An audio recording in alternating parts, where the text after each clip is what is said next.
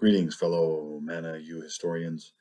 Taking a look at today's question about imperialism and its effect on world missions. It's easy to see how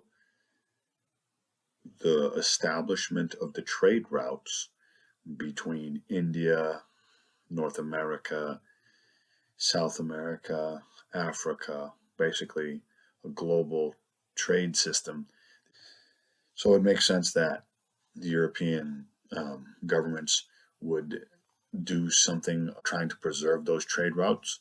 And that creation and preservation of the trade routes, the commercial trade routes, really is what made the way for some of this missionary work to take place, because prior to this, Europe operated in such a localized European model that sending people to India, sending people to America, sending people to Latin America, South America rather, was really not feasible, and prior to the 1500s. So that really opened the door for that type of missionary work. When you examine missions and imperialism, is the imperialistic agenda created the opportunity for the missions to spread. However, Christian missionaries were kind of looked at negatively because of the ills of imperialism. When there's white soldiers who are massacring native people groups, who are revolting against the disintegration of their culture and country, and then you have white businessmen looking for an opportunity to trade, buy and sell these natives, and then a white missionary who speaks the same language as all the others and uses a lot of the same logical rhetoric and enjoys the protection of this military and money because of his nationality. That image is detrimental to the gospel that these people were trying to preach. But I think if you look at it in another way, although the intentions of the political group, of the political powers, their intentions when advocating for missions can sometimes be suspect. We look at people like William Wilberforce, who wanted to support missions, also wanted to end slavery.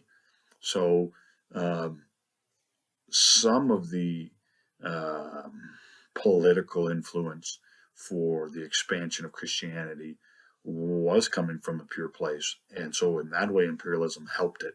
However, the negative stigmas and racism really damaged Christianity's appeal to some people. So today, imperialism still seems to have a negative effect, because when people think about Christianity, it's still cast in this light of Western culture, and it doesn't really belong to Western culture.